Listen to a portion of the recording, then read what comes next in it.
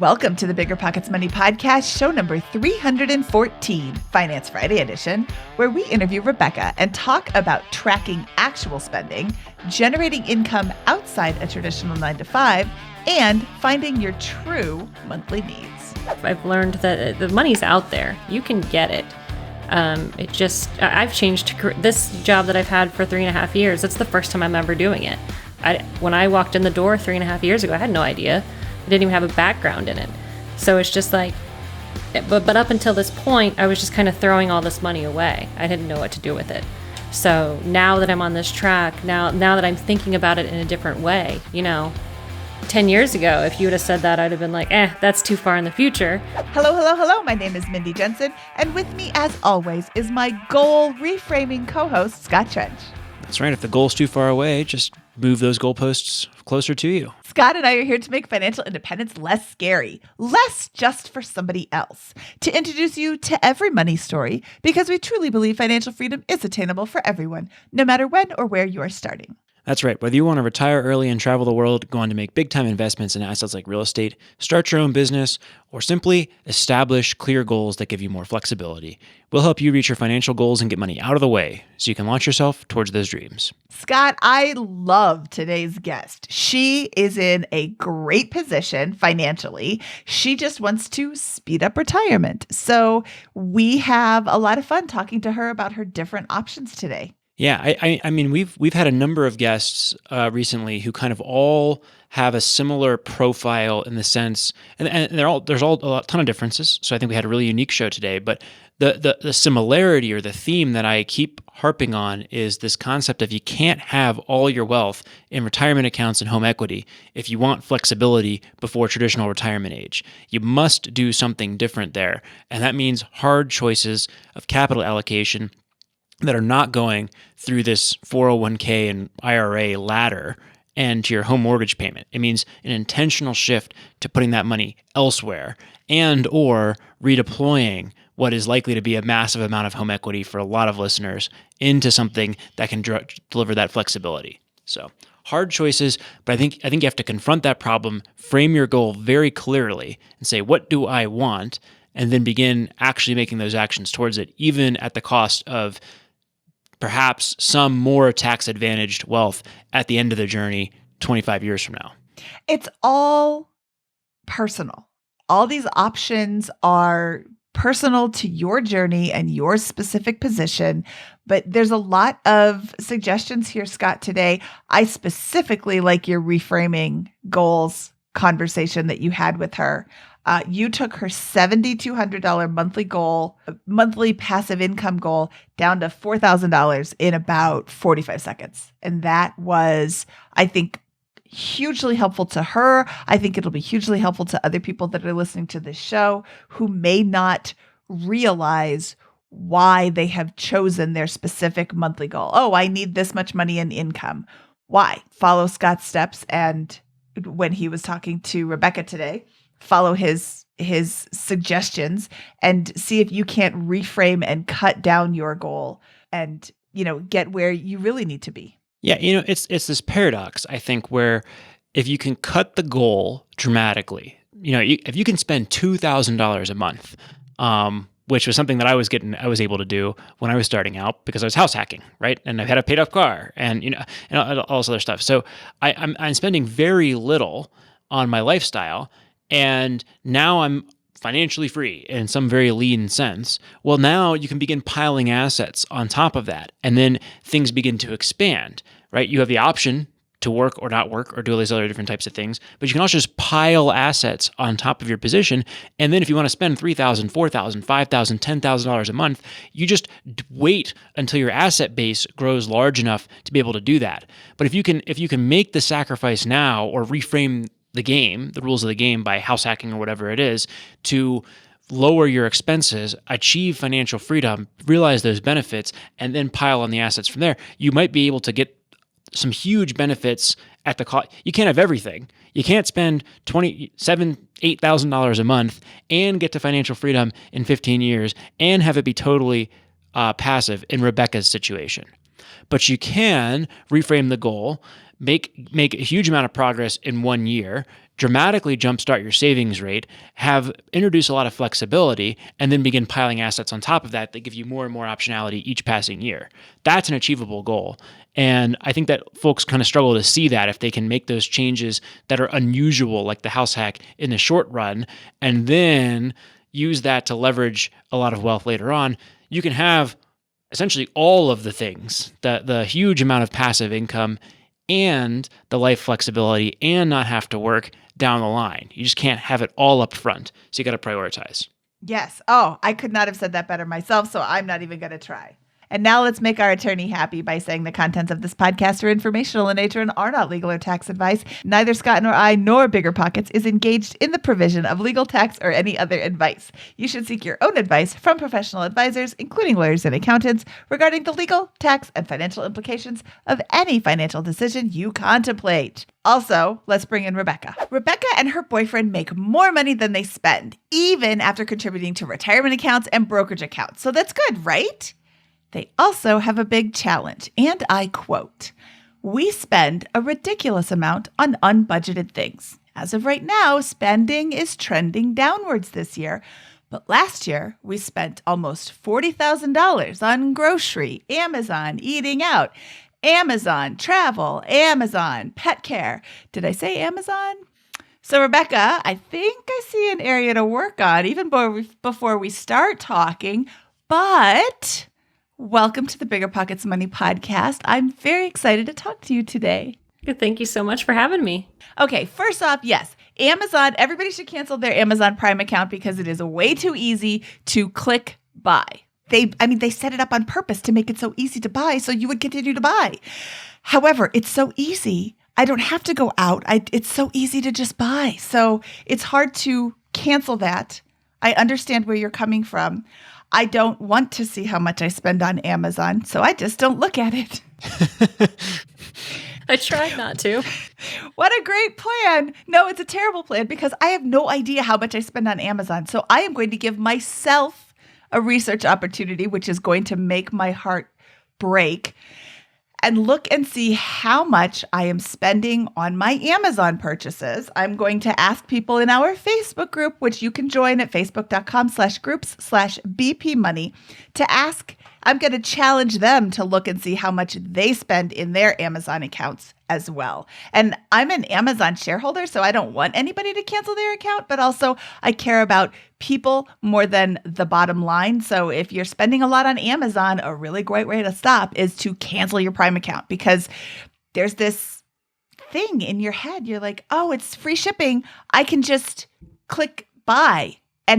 But if I have to pay for shipping, I'm going to say, maybe I don't need it that much. So I don't know. Maybe other people have that same barrier. Maybe they don't, but maybe I'm just cheap, but I don't want to pay for shipping. And Amazon Prime makes it super easy. So I'm going to go. I will let everybody know when this show airs. I will let you know how much I am spending on my Amazon Prime. I now have a little bit of heart palpitations saying that because I've got to go look that up. Okay, this is not about me. This is about you. Let's start over. Rebecca, welcome to the BiggerPockets Money Podcast. How are you today? I'm doing so good. So good. Let's jump into your finances, not mine, and let's look at your income and where it's going. Okay. So I make about $100,000 a year as a salaried W-2 income from my job. I work in local government. My income, I also have a second job as a contract technical writer, and that income varies significantly between $35,000 a year and $100,000 a year. Now, something that I may have a question later on is I don't budget for that income. So everything comes from, all my expenses are covered by my first W-2 salary job. What do you do with that income, the contract income? Well, with my local government job, I have a 457 plan that I'm able to max out. With the second job, I have a 401k, and I also maxed that out. I actually just maxed it out on Friday, was our final payday for yay. So up until this point, those paychecks have been, I want to say, relatively small. But going forward, they'll be bigger. And usually I take about 75% of that and stick it into our brokerage account. And then I'll use the rest for unbudgeted, I guess, sinking funds. Like we need a bathroom remodel. I need new sliding doors on the back porch, stuff like that I just don't want to finance, then I'll just have the cash laying around magically. After working your second job, magically, exactly. more money appears. I love it. Awesome. Any other sources of income? Yes, my boyfriend does have also a job with local government, and that brings in about $30,000 a year. Awesome. So what's coming in after tax? After tax, let's see, and after my 457 plan, I bring home about $4,430 a month, and then he brings in about $1,880 a month. So total about $6,310. Awesome. Plus about let's call it 40 grand in after-tax income from your second job. Yeah, we can call it that. And which varies considerably, as Yes. we discussed. Awesome. And where does that money go? What are you spending it on besides Amazon? Right. Well, budgeted things go to car insurance. That's about $120 a month. We do have a Wyndham timeshare I got roped into about 10 years ago, and it's about $50 a month. Nice. Mortgage currently is $1,400 a month. I suspect that will go down a little bit next year because, as I mentioned before, my homeowner's insurance went up. It doubled. So not only did I have to pay for what's coming up, but I had to make up for that shortage. So I would guess it'll go down a couple $100 next year, but not significant. Utilities, which I would include water, trash, electric, internet, and then things like Netflix, Hulu, and Amazon, are about $475 a month. Cell phones, $125 a month. And then what I call luxury items, which are, we have a house cleaner that comes twice a week, lawn care, and a pool guy, and that's about $325 a month. And then we have the big expense of groceries / eating out / gas, and then what we like to call fun money, and that's $1,800 a month. And those are, I guess, our lifestyle expenses. And then I have my monthly investments that come out after tax, which is $500 in an IRA for both of us, so $1,000 a month, and then a brokerage, $500 a month. And then I also budgeted $100 a month for crypto. Sometimes I do it, sometimes I don't. If I don't, it goes into the brokerage. So awesome. So if I'm doing the math here, we've got $6,300 in income between you and your boyfriend each month, and $4,300 going out every month on average, obviously with big fluctuations in the variable expenses being a major part of that. And that leaves you a $2,000 surplus, which generally gets invested in a combination of brokerages, IRA, et cetera. Not to mention that pre-tax, you're also contributing to your 457 plan. Is that a good synopsis of the situation? yes. Awesome. And then on top of that, we've got an unknown factor about, the tens of thousands of dollars you're bringing in after tax from your second job. Correct. So we have a really strong cash generation situation here. If we factor out all those investments, we've got $2,000 a month coming in steady state after tax and 457 contribution. So that's $24,000 a year, and we've also got about $30,000 to $40,000, I'm calling it $40,000 in additional cash coming in from your second job. So that's a $64,000, $65,000 per year that we've got to play with in order to build wealth. Yes, that sounds great. Okay, so I'm seeing that she's got all this income. I think that her expenses or her spending has some leaking in it. If you're not seeing this giant surplus every month, where's it going? And there is 500, what is this? 500 to the IRAs and 500 to the brokerage. So that's 1,500. And then an additional 100. But I think that there's more money available that is just kind of Yes. not being accounted for. So with that second job that I have, as I mentioned, it does have a 401k. So up until about this point, about 50% of my money has been going into that as well. And now, that you also made a great point. Now, up until this point, I've been having about $2,400 a month extra coming in, but I haven't been saving it. I really am not sure where it's going.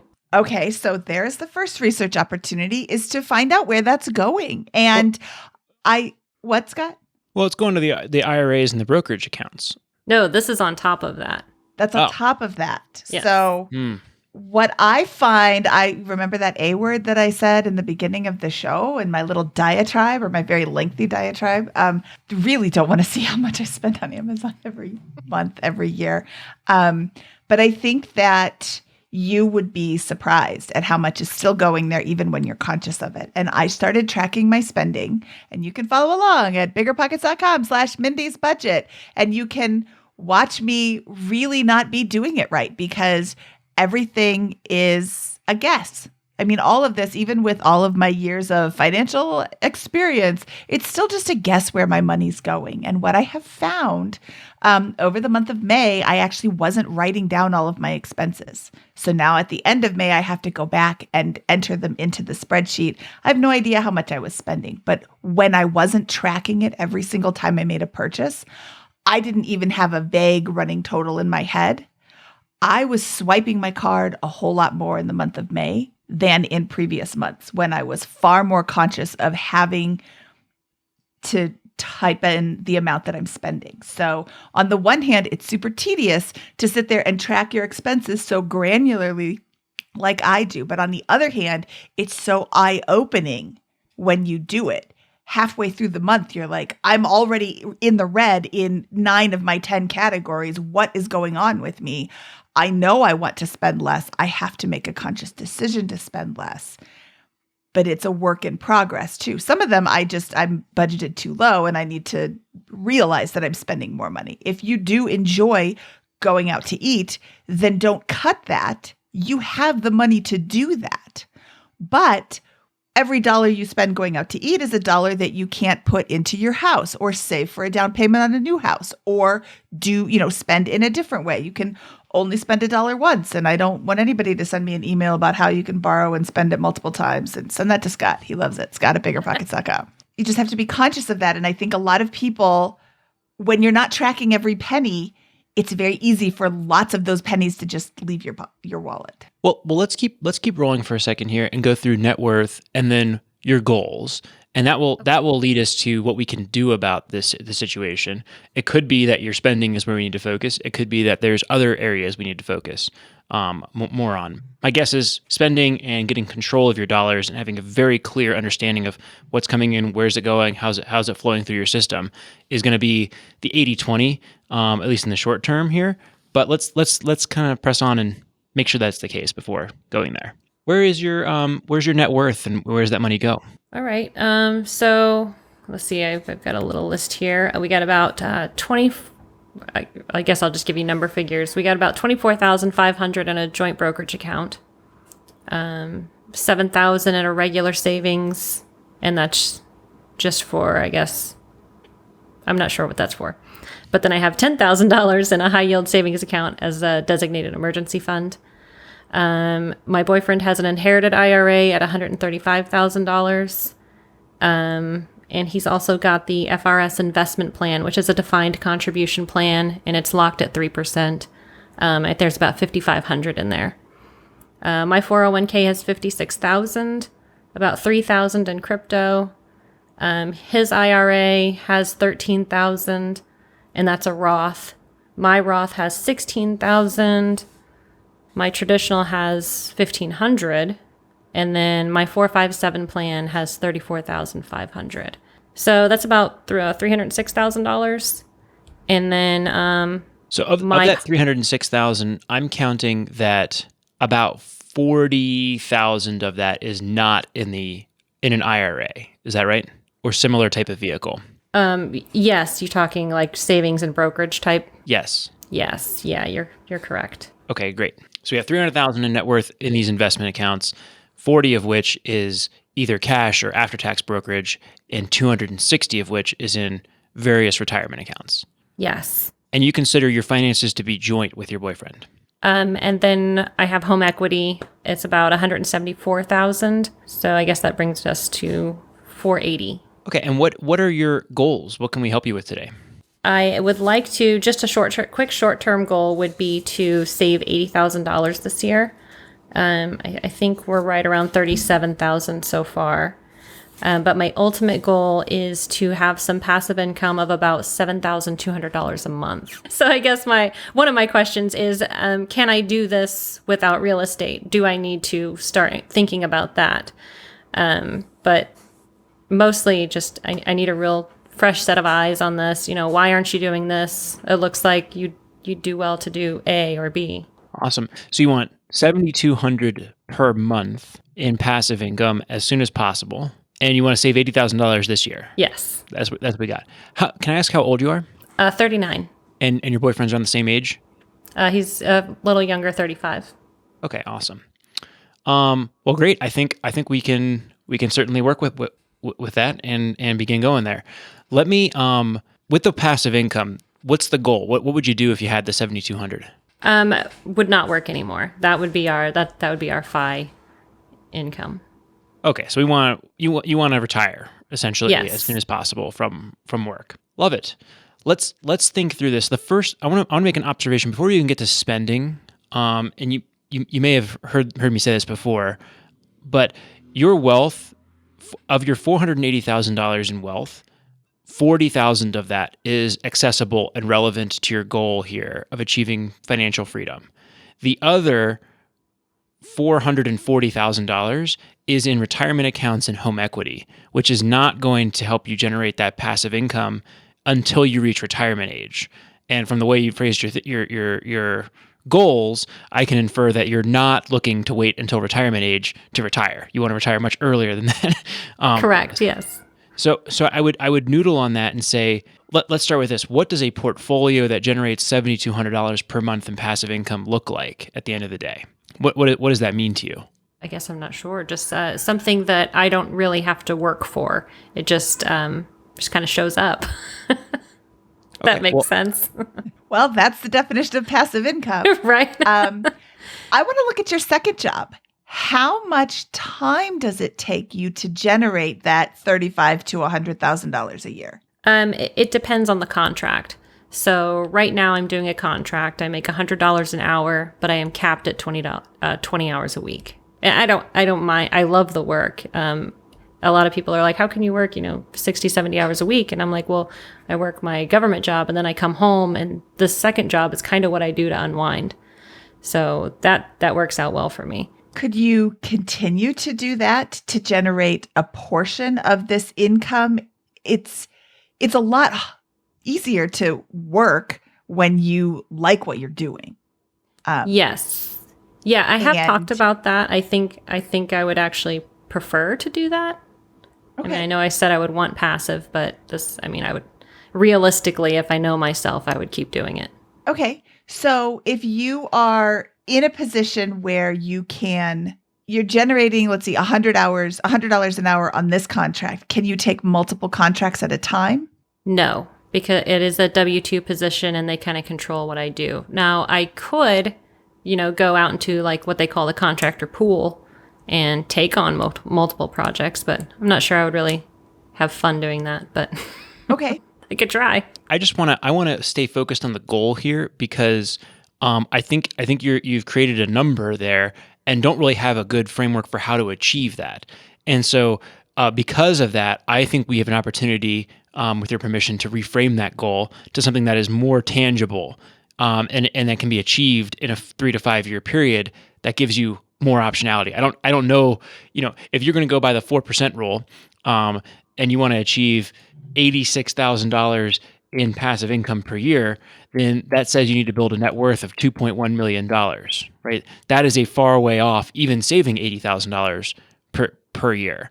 But we can get to something that achieves the result of life flexibility and the ability for you to leave your job and have optionality far earlier than that if we back into a reframing of that goal, right? And we think about how to access more of your net worth in the near term than what would currently be allowed with it all being trapped in retirement accounts and home equity here. So I think, first of all, if we go back to spending, why do you need $7,200 a month? How did you come up with that number? I kind of just took what we spend now on, I guess a normal month, including all of my my extras, and it's between 6 and 9,000, and I was like, okay, I don't need to be buying, all this ridiculous stuff. So I just settled on 7,200 as like a happy medium in there. There's no real science behind that number. Okay. You didn't list any car payments. You have paid off cars? Yeah, we have one vehicle. It's a 2015 Mazda. It's paid off. And then with my job in local government, they provide me with a vehicle and gas. So kind of lucky there. Okay. We will, I think, spend a large amount of time tackling the variable expenses, but let's go back to housing, which for you is $1,400 a month. May vary when you get your payment reset from the insurance thing, and we've got the utilities bill, so that's $1,800 a month. What if we were able to drastically eliminate those, for example, now you don't need 7,200 anymore. And if you're able to cut out a bunch of that variable expenses from spending from Amazon and get that down, I mean, you could conceivably get your spending down to $3,000, $4,000 a month if we were able to pull those numbers down. Is that right? Yeah, seems to be that way. Okay, so now you don't need $7,200 in income. Now you need $4,000 in income per month, or $5,000. Maybe you need $2,000 and in passive income, and you're like, okay, I cannot retire, but I can leave the main job and just do the side hustle. That will more than cover my expenses, right? So now, this is, I think, the power of reframing the goals around what I'm hearing is flexibility. You want the option to leave your job at an early time period, and you want passive income and flexibility to enable that to happen as rapidly as possible, and give yourself lots of options downstream. Is that right? Yes, that sounds great. Let's start with what I call financial runway. Right now, you have $17,000 in cash. Is that right? Yes. So what happens if you leave your job right now? How long do you before you run out of cash? It depends. If I lost both jobs, then about 3 months. Yeah. I think that's where I would start. I think you'd feel a lot better if you had closer to 6 to 12 months in an emergency reserve. You earn more money per hour at your side hustle than your main job. That's exciting. Something's there. And I think that a runway of putting that cash towards, let's call it $30,000, $40,000 in that emergency reserve is going to be really powerful for you because you have the side hustle opportunity, and because it sounds like you're doing a lot of home improvement projects as well with that. So I don't think you have enough cash on hand, given the opportunities that I'm beginning to smell in your circumstance. What do you think about that? I agree with that 100%. I would feel definitely the $10,000 in the emergency fund. It doesn't make me feel warm and fuzzy. I would feel better just with the emergency fund, closer to 15 or 20. And then maybe having, an additional 15, 20 in something else. Yeah, I would think about how big does that emergency fund have to be for me to feel comfortable leaving my full-time job for 6 months to a year to pursue this side hustle. You don't actually have to do it, but I think if you build your position and concentrate the next $40,000 in cash that you're generating primarily going towards that goal, then things will light up for you in a way that they wouldn't for somebody. I would not be given the same question, the same thought process guidance to somebody who did not have a big side hustle that was so lucrative. But I think in your situation, it's going to be really powerful. Okay. No, that's a great plan. Okay. So second, let's talk about your home equity. And by the way, that will come at the expense of continuing to stuff dollars into these IRAs. You're doing this you're doing this approach where you put a little bit in this one, a little bit in this one, a little bit in this one, a little bit in this one, and then you have very little cash, and everything else is going into the mortgage payment and these other expenses.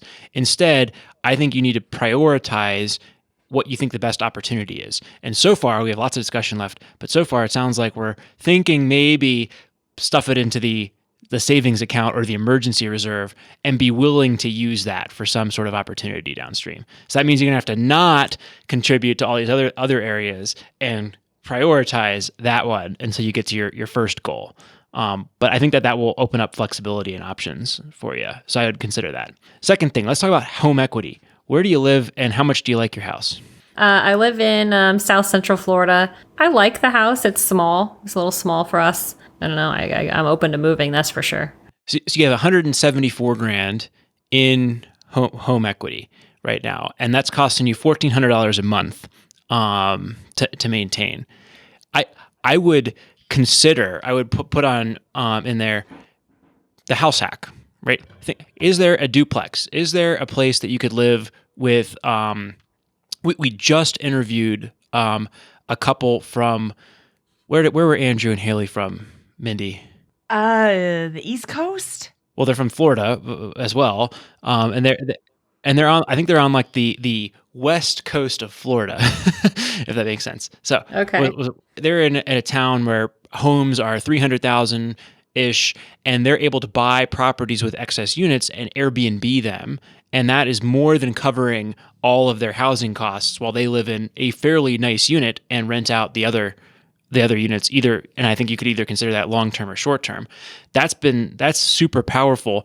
And if you want to get lots of flexibility very quickly, you can take that 175,000 in home equity, cash out a ton of that, use that to beef up your emergency reserve, for example, buy one of these properties, maybe even a second rental property within 6 months or a year following that. And now you've got a potential way to live for much cheaper on average. You're going to have to do some work managing the Airbnb or the tenants on the side, but that might be a way to jumpstart your rental property portfolio if you're interested in doing that. You may also find that you're able to live a very comparable living arrangement depending on how you want to do it. You obviously would generate less income or have less of an advantage if you buy a really nice place and live in the nice unit versus if you buy a place that has more income potential and live in the garage, depending on your preference there. But that would be, I would put that bug in your ear and think about, hey, that's a big lever in your situation, because right now we don't have much to play with in the form of cash or your IRAs. I can't do much with those, but we can do something with the home equity. That's a strategic move you could make in the next 6 to 12 months to redeploy what you do have. Yeah, it's definitely something to think about. I've been in the landlord business before. I'm not opposed to getting back into it. I guess I hadn't really thought about it too much, just because of where the housing market is right now, and but that's pretty much the only reason. You're already exposed to the housing market in a big way with your current property, right? So the disadvantage to what I just said is you're going to trade your current interest rate for a higher one, right? So it's up to you to kind of determine, is that trade-off worth it because of the income potential I can generate from these properties? But you'll have the same amount of wealth in the housing market before and after the transaction if you buy a property that's around the same value as your current home, for example. Okay, yeah, that makes sense. So the risk profile is the same except for the higher interest rate, which you'll have to grapple with. That's a challenge for everyone. And I want to make a comment about passive income. There is this idea that passive income means absolutely no work on your part whatsoever. But if you had nothing to do all day, you have 2 jobs. If you had nothing to do all day, you would be bored. Sitting here for 25 minutes talking to you, I already know this. I just got back from a weekend retreat called Camp Mustache, and all of those people are on their path to financial independence or have gotten to financial independence, and none of them sit around doing nothing all day long. That's a good just point. That isn't what they want to do. If you enjoy this technical writing at $100 an hour, that just seems kind of like a no-brainer. No, it's not passive income, but it's also, you're limited to 20 hours a week. That's a couple of really long days, and then you've got the whole rest of the week to just lay on the beach and do nothing. Yeah, that's exactly true. Or would you find other ways to fill your day?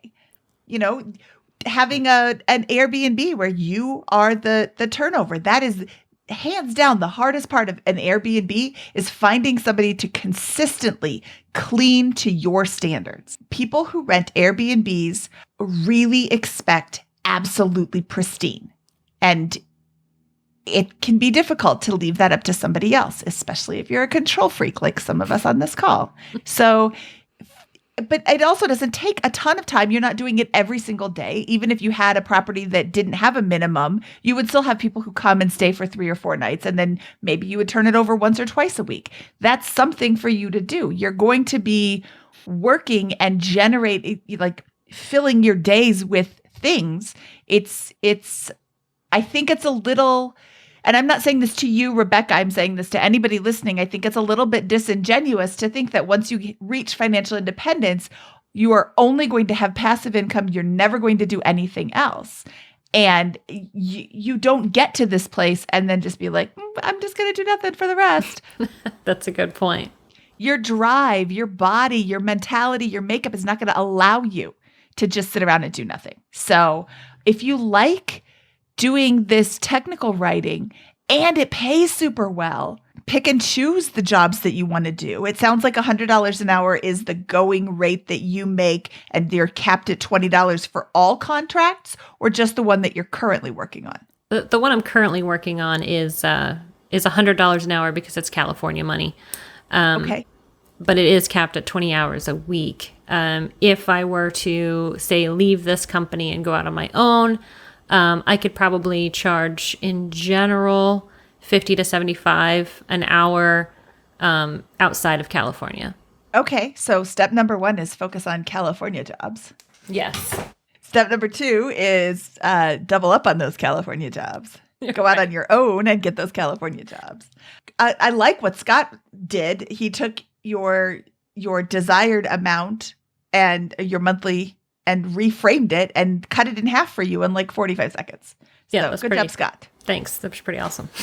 Well, I think that if you say, great, if I can move to a location that I want to move to and buy the same amount of house and get income for it, that you might have a similar lifestyle, or even an improvement depending on how you do it. And now you've knocked that down by $1,400 if you could live for free, for example, with an Airbnb, right? And that just dramatically accelerates this position. So I think that's where you can say, what do I really want here? I don't think you want $7,200 in income. You want optionality to leave your job as soon as possible, and then you want as much passive income as you can possibly generate over time. With that, but there's a minimum goal here that can be achieved in 3 to 5 years with creativity and a little bit of luck, versus what you stated at the beginning of this is, if you save $80,000 a year and you want $7,200 in passive income and you want to do that through passively managed real estate, long-term rentals, or stocks, you're looking at building $2 million in wealth, which is going to take you 10, 15 years. That's really long to get to what you want. What you really want, I think. And I think there's other ways to hack around that are faster. So okay. That's how I'd frame that. And the less you spend, the less passive income you generate. So every dollar, one way to think about it is, if you go the passive stock bond route, every dollar you spend per year, you got to generate $25 in wealth in order to have the passive income to cover. That's really hard. So every dollar you cut reduces that. Every $1,000 you cut per year in spending, every $1,000 per month you cut in spending is $12,000 per year. Times 25 is, what's 12 times 25? $300,000 in wealth that you need less. So if you can cut $1,000 a month out of your budget, you reduce your journey to financial independence by $300,000 in total wealth. So I'm going to tag on Scott's rant before we change topics and challenge you to use my spending tracker, emulate my spending tracker, which I got from Waffles on Wednesday. So if you Google Waffles on Wednesday mobile spending tracker, Mr. Wow detailed how to do it. If you're a technical writer, you probably can figure that out yourself. But it's very easy. You put it on your phone, and it's really hard to get in the habit of tracking every time you spend. But it will soon become a habit. It's so beneficial, and almost instantly you will discover, oh, I am spending on Amazon every single day, and I am going to the grocery store every single day. And that was my big one. And, whatever it is you're doing, and challenge yourself. If you're going out to eat 6 nights a week, see if you can do it at 5 nights a week. Don't go from 6 to 0, because you're going to be like, wow, my life sucks. go from 6 to 5. And then if that's okay, go from 5 to 4. And if that's okay, then go from 4 to 3. Ooh, you know what? 4 is really where I want to be. You're making good money, but know that every time you go out to dinner is more expensive than cooking at home. And, there's all these trade-offs. So it's not that you're spending too much money, you're generating a lot of income. You have this money to spend. You're not going into debt with the spending that you're having. But you could live far more frugally and rack up your savings faster by making different choices. And having the information in front of you helps you make those choices a lot easier. And you don't have to give up everything. Scott still goes out for beers and wings. I think that's right. I think that's where we've now talked about, I think, the biggest levers in getting you toward flexibility, which is one, emergency reserve. And an emergency reserve, I would even relabel it financial runway. And I think you need 6 months plus in your situation, because I think that there's going to be lots of opportunities that are going to light up in front of you when you're sitting in a really strong, flexible financial position that you're going to take advantage of. The second is home equity, and getting the fixed expenses down as low as possible. You've done a great job by having one car that's paid off. So you don't have that in your life. You just have the car insurance payment and then gas for that. And then the next is the mortgage payment. Your cell phones, I assume you don't want to cut those plans, although you could try the Mint Mobile plan that I think is, a lot of people are really powerful. Now we get to the luxury, what you call the luxury spending, which includes all of those other items. And so, great. Now we can attack some of those and think through how we want to handle that. And so let's go through them line by line. Before we get to Amazon, I want to talk about house cleaning, lawn care, and pool guy, which you said is $325 a month. Yes, for all three. Awesome. I like those, and I'd keep them in your spending plan right now. But I would get into a point where I can track my total expenses and I know how much is going to those areas. The reason I'd keep those right now is because your time is worth $100 an hour, $50 to $100 an hour. So you can hire out, I imagine, those services at a lower rate than you currently work for. And you work a full-time job and then some. So your time is valuable. And I don't think that it makes sense to take those into your ballpark right now. If you want flexibility and you want to leave your job, for example, then the value of your time is going to come cratering down to a large degree. And that would be a time to cut those expenses at that point. If you said, you know what, I can take care of those things in exchange for not having to work anymore. But you can begin to kind of say, okay, that's a reasonable trade-off for now. It may not be later if I wanted to leave my job in 3 years, for example, on a modest amount of passive income in a house hack or whatever. So that would be one thing there. So that leaves us with $1,500 in other variable expenses. And I think this is where Mindy's system can become really powerful for you. I have a couple of other things I want to talk about. You said your homeowner's insurance just doubled. I want to tell a quick little story about how I had really low coverage for my automotive and insurance and really low coverage for my homeowner's insurance. And I decided that now is the time for me to get an umbrella insurance policy. So a friend had just gotten one. She really did a lot of research. She landed on Liberty Mutual. I called them up and I talked to them and they said, oh, you know what we can do for you?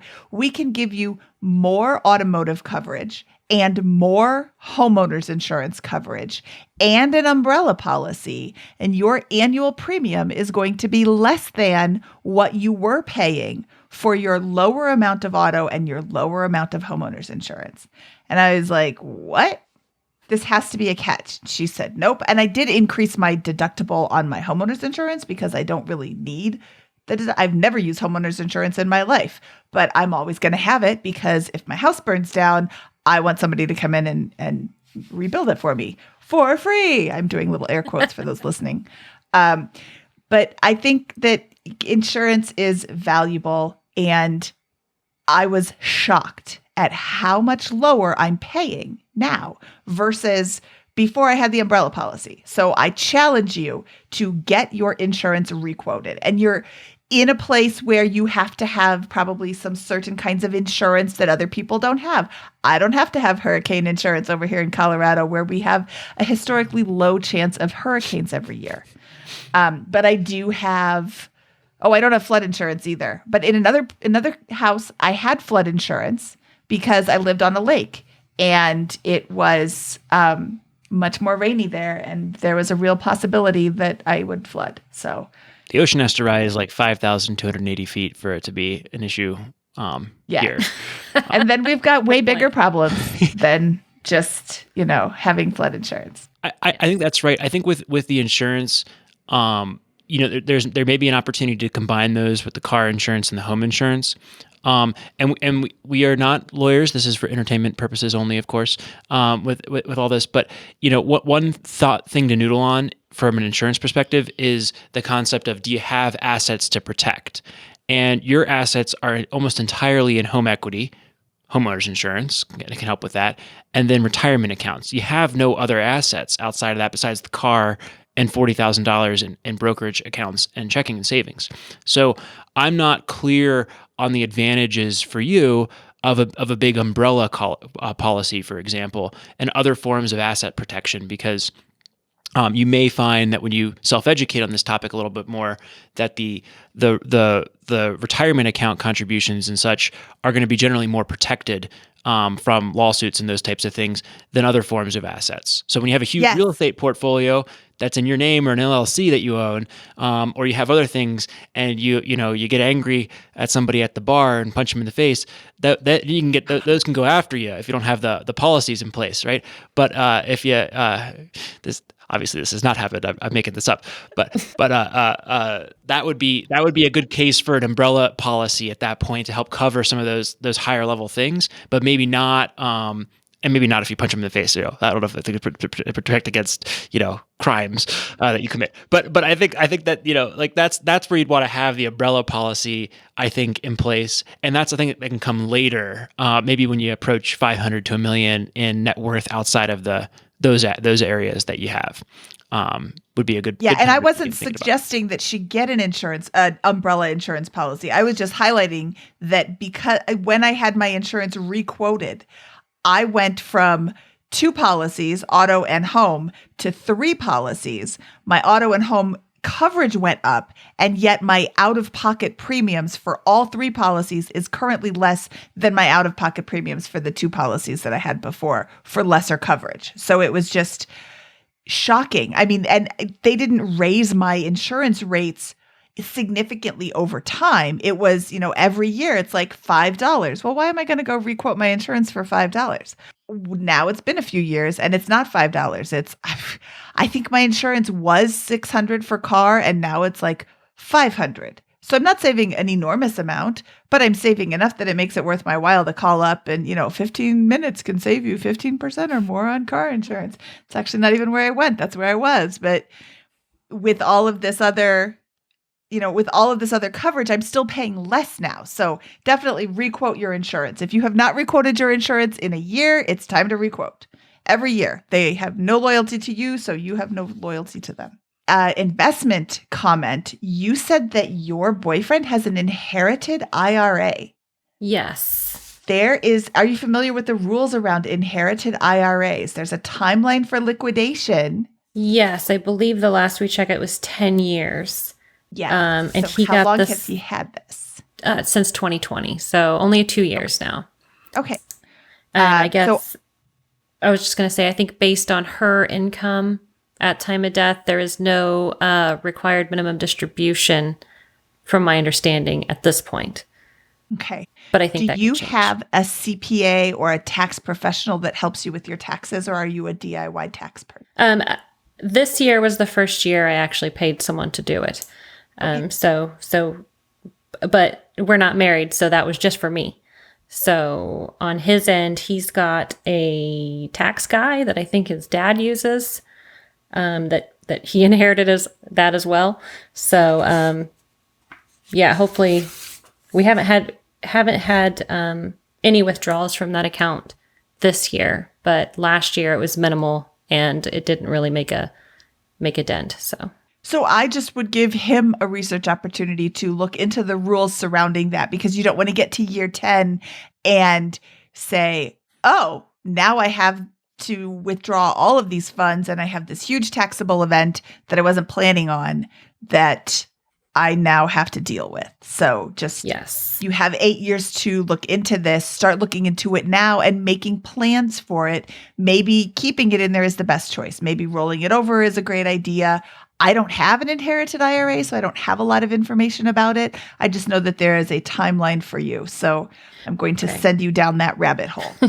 I think our unofficial plan is to withdraw the majority of it and do something with it, be it put it in the brokerage or anything, while his income is still low and before we get married.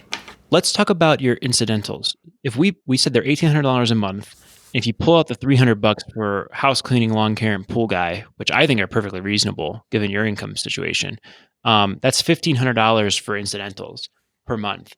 That is super reasonable at the end of the day. That like if you say it's $750 for groceries, and then you have $750 between the two of you for life's fun stuff and guilt-free spending. What is that? That's $375 per person per month.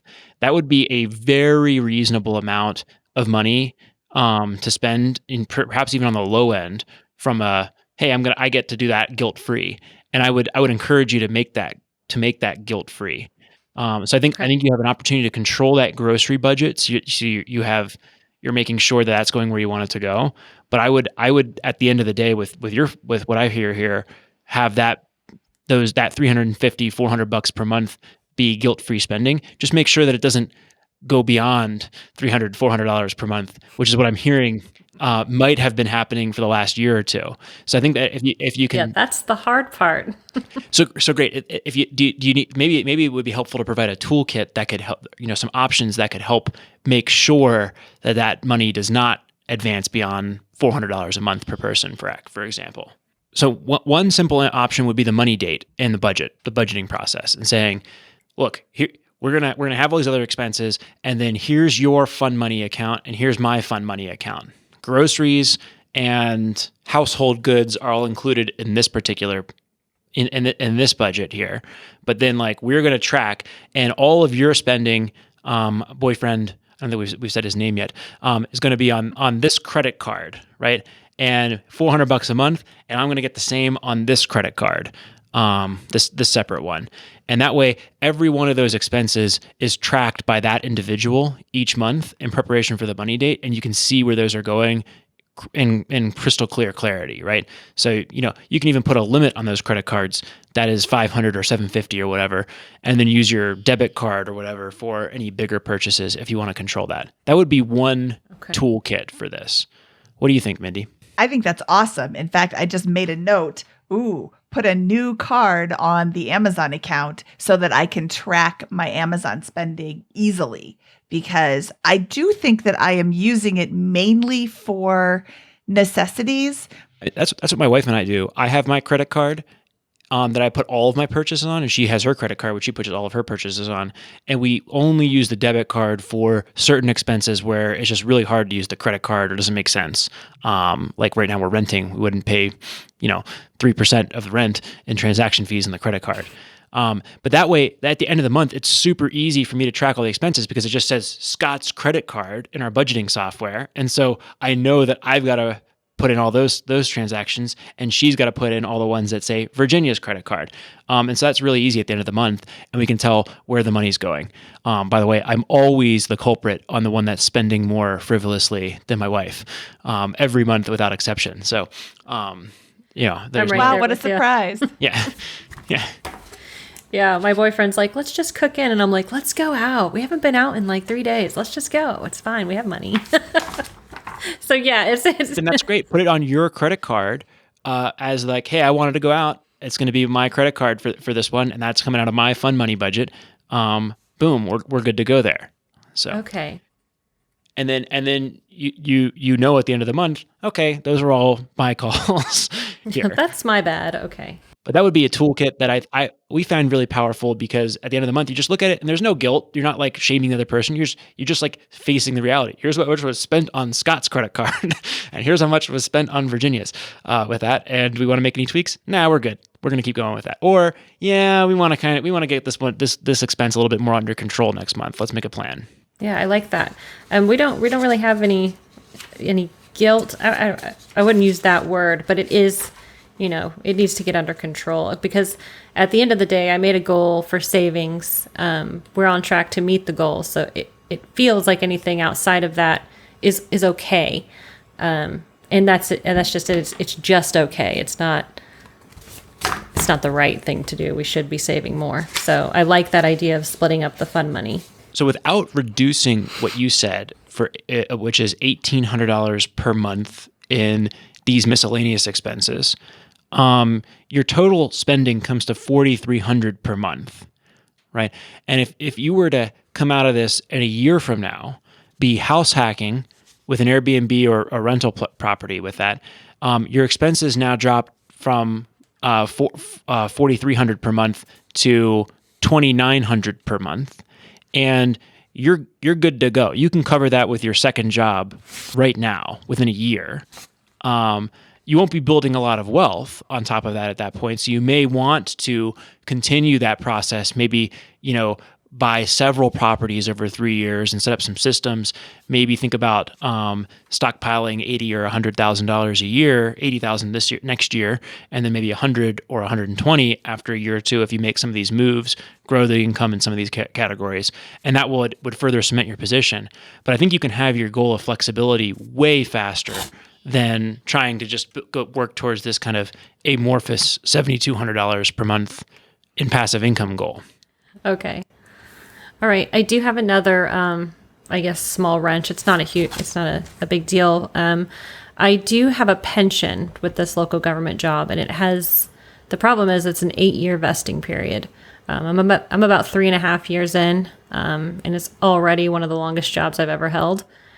But if I stay the full 8 years, and then even at that point, wait until retirement age, that will be an extra $1,000 a month. So if I leave before the 8-year, that's kind of like walking away from $300,000, right? Is that right? So the $1,000 a month, does that come into play 4.5 years from now, or at retirement age? That would be at retirement age. Interesting. I have to think about how to value that asset. At retirement age, it would be worth $300,000 ish. If you want to call it that, depending on how likely it is that the company, the government, is likely to pay out that pension, which is probably fairly likely in Florida. Yes, I would say fairly likely.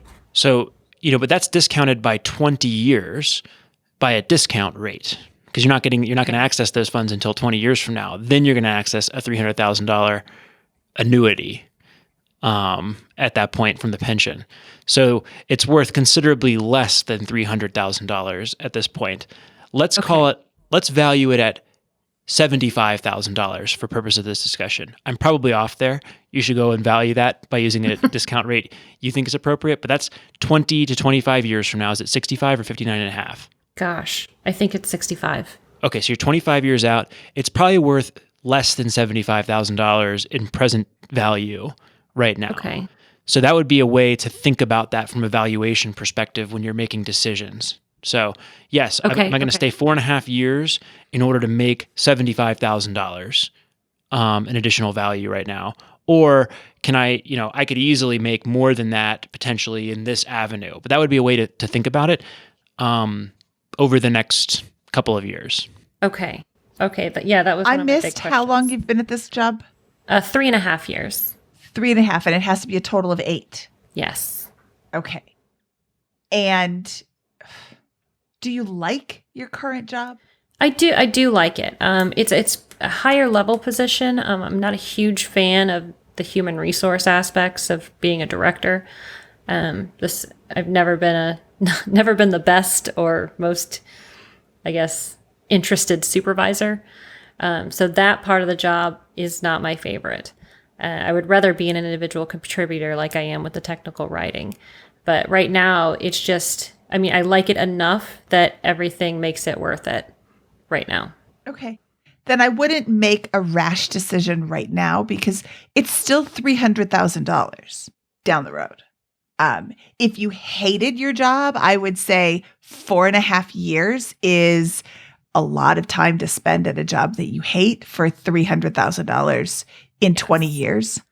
By the way, I pulled out a present value calculator because this is fun, and the present value of a $300,000 pile of cash in 25 years, 2047, would be at a 5% discount rate is $88,000. So if you think you can earn, close. If you think you can earn 10% return, it's going to go down to $27,000. So if you're using a 10% discount rate, it's like 25 grand with that. And by the way, you're not getting a pile of cash for 300 grand in 25 years. You're getting a set of future cash flows. So it's even less than that from a valuation perspective. So all of those things I think will be helpful perspective for you in making that decision. I would not consider this is less than 5%. This is less than 10% of your net worth right now. Most likely. It's 10 to 20% of your net worth, depending on what discount rate you want to use, but probably closer to 10 or less. In that case, the current life satisfaction and current job enjoyment is going to factor heavily into my own decision if I was in your shoes. If I like my job, why would I leave? It's hard to find a job that you like, and there's no guarantee that when you change jobs, you're going to find one that you like better. If I hated my job, I would start looking, this wouldn't be enough to keep me there. Based on what Scott is saying, it's kind of, he's not saying it's worthless. Yes. He's saying it's not worth much. Yeah, well, I'm saying there's a calculable value on this income stream, and at the high end, assuming you are a terrible investor and get 5% returns on your money for the rest of your life, it's worth 90 grand. But it's worth less than that because it's a set of incomes. It's income from the future based on that, not a pile of cash. So it's not worth a lot relative to your financial position, but it is a factor. I would not stay in the job for 4.5 more years in order to get to realize that benefit at the opportunity cost of really seeing some things that you want to do doing things you want to do in your life, pursuing investments or other job opportunities in other locations. This is not a powerful benefit relative to your overall savings rate. Okay. Yeah, I appreciate that. I was thinking, I was stuck on that, what it would take to generate $1,000 in income today. And based on that calculation, I think that that's pretty much a non-factor for a decision making going forward. No, I was saying that's really great to be able to realize that. A lot of people don't factor that in. Scott, can you share a link to that present value calculator? We'll include those in our show notes. Sure. I Googled present value calculator very rapidly and then put it in there, and this was one of the first results in Google. So I will go ahead and link that in the show notes at biggerpockets.com/moneyshow314. Yeah, I think that is important to have the ability to realize, oh, this is a really great thing that I'm about to give up if I just work there for another month, or this is nothing even if I work there for 10 more years. So, it's when the decision is much tighter that it makes it a lot more difficult to make. But this one, I like that you have realized very quickly too, you're so easy to let go of this weight, this golden handcuffs thing. That's not the right phrase. No, that's exactly what it is. It is. Yeah. I've referred to it as that before as well. No, it's. I think it's easy to let go because kind of over the years I've learned that the money's out there. You can get it. I've changed this job that I've had for 3.5 years. That's the first time I'm ever doing it. When I walked in the door 3.5 years ago, I had no idea. I didn't even have a background in it. So it's just like, but up until this point, I was just kind of throwing all this money away. I didn't know what to do with it. So now that I'm on this track, now that I'm thinking about it in a different way, 10 years ago, if you would have said that, I'd have been like, that's too far in the future. I'm not going to think about it. But if you had said it a year ago, even, I would have been like, I will never let that go. But now here I am thinking that maybe not be worth it. I mean, if you're 62 and you have another year left to vest the thing, obviously you have okay, we're going to do that. But I think that we can make a different decision or value it differently because of your circumstances. And by the way, I would discount it at a 10% rate of return. Okay. That's because I am perhaps a little arrogant and think I can do much better than 5% return over the course of the next 25 years with my invested dollars with that. So that value then is $27,000, $28,000. So now that's not the maximum I would get. That is basically the minimum if I stayed vested. Now, if I continued working there for another 20 years, which I don't see happening, it could, be quite a big sum of money, maybe $4,000 a month. It just depends on if they take the average of your top 5 earning years, I believe. And that's how they base their calculations. But the less you work, the less lucrative it is. So. Okay, we did an episode, I just want to remind people, on episode 259, we spoke with Grumpus Maximus, and it was called Pensions 101. So this is something to listen to if you're considering taking a job that has a pension, or if you're considering leaving a job that has a pension, or if you just want to know more about pensions, because I've never had a pension. I didn't know anything about them. I thought it was a very interesting show. So that's episode 259 at wherever you get your podcasts. I think this has been great from my perspective, but how do you feel about this information? It's a lot. It's interesting. It's interesting. I knew you guys would. I knew you guys would pull out some things that I hadn't really thought about, and I did. It's been really helpful. So. I'm glad this is not meant to be just, here's all those problems solved. Yes. We're done. You have homework. Yeah, you have homework. You have things to look at, but it can be really difficult to get outside of your own head. When you're focused on this, it's hard to see what else is around. So having these other options, you currently have $7,200 in expenses. Therefore, you need to generate $7,200 in expenses to be able to quit your job. And I love Scott's way of thinking. Let's reframe that. And in 45 seconds, you cut your monthly needs in half. Yes. Yeah. And then you've got $2,000 of that already from your current job. So now you're down to 20 hours a week working, and we've got to figure out another way to a way to generate $2,000 more dollars, and then you can quit. Yeah, then I'm good to go. Yeah. Or another thing. Yeah, right. Which I probably wouldn't. You were right about that. There's no way I could just sit around. But another thing you pointed out was my lack of accessible funds right now, which I really need to think about that. And I think I may try to redirect some of this into maybe a one real estate deal or something. Into a real estate deal, into after-tax brokerage accounts, your boyfriend's inherited IRA. I'm assuming that because you're not married, you don't file jointly taxes? Correct. Yeah. So look up the Mad Scientist, How to Access Retirement Funds Early. I don't know if you've ever read that article before. He talks about the Roth conversion ladder in that article.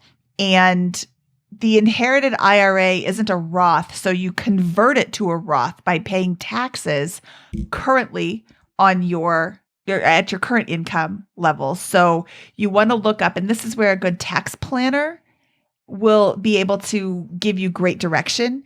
They will look at your situation and say, oh, you have this much space between your income and your capital gains tax cap, where you can convert and not pay any capital gains on this.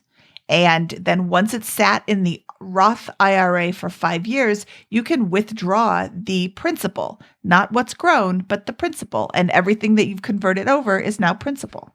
So it is an interesting idea. And if he's got 8 years to pull out $135,000, he could Roth convert it little bit by little bit and reduce his taxable income, reduce his tax burden on that while changing it to a Roth. When the market's low, it's going to, I can't guarantee past performance is not indicative of future gains, but I think that the market will continue to bounce back and will return. I mean, if you look at the historic market returns, it goes up and to the right eventually. So you want to buy low when you can. That's fantastic. So when you, advice. thanks. Yeah, thank you very much. Yeah, if you Roth IRA or if you Roth convert it, then it's growing. He takes out the principal if he wants. The gains are still there and they continue to grow or, go up and down, whatever. But yeah, I think having a conversation with a tax planner, having all of your numbers out there for them to see, they can give you some really great advice that's even better than what Scott and I are giving you because we're not tax planners. We just know enough to give homework. So that's another homework assignment is to connect with the tax planner and ask them for suggestions to maximize what you have, both pre and post tax, but more along the post tax lines, and see what they say. What else can we help you with, Rebecca? No, I think that's actually it. Awesome. That's awesome. I got a lot to think about. Well, let's recap. At the strategic level, most of your net worth is in retirement accounts and home equity. And that is not going to get the job done in giving you life optionality and financial freedom. So as you acquire more cash, that needs to go into accounts that can provide that freedom. Options would include after-tax brokerage accounts, your emergency reserve, which I think is a great starting place because that will help you build financial runway, which may create options for you. And you might consider buying real estate. You can access your home equity is a major part of the equation, and you should think through that as part of your journey here to cut costs, and potentially think about redeploying that into a house hack or other investments that can bring you this flexibility. You make a great income, so you're really not at all unreasonable with your month-to-month spending, even though I think that's what you thought was your big problem coming in. Although that's assuming that you keep it at the levels that you stated and have been true in the recent past, it sounds like. So we have some tactics and tips to do that. Maybe consider the credit cards for each of your spouses. Or for each of the partners here, you and your boyfriend, to make sure that you are accountable for your own spending and can talk about it in a positive way once a month. And then lastly, Mindy had some great tips for how to think about dealing with the boyfriend's inherited IRA and rolling that over bit by bit in order to play a really strong tax advantage game. Ideally, parts of that being done before. If you guys are considering this before you get married, and have to file jointly. So lots of good, I think, hopefully helpful tactics here, and hopefully some helpful perspective on reframing the strategy and the overall goals. A lot of homework for you. Yes, definitely. Awesome. Well, Rebecca, thank you so much for your time today. This was so much fun. I really appreciate you sharing your unique situation. I think it will help a lot of people who are in similar situations. I don't think anybody's going to have the exact same scenarios, but I think a lot of people are going to have this portion or that portion or that portion. So this is always really helpful, and that's why we do these shows. I'm so glad for your time. Thank you so much. Okay, we'll talk to you soon. All right, bye. Okay, Scott, I just want to give you huge props for that reframing idea. I really, really, really like how you gave her different things to think about and were able to basically chop her monthly needs in half in such a short time frame.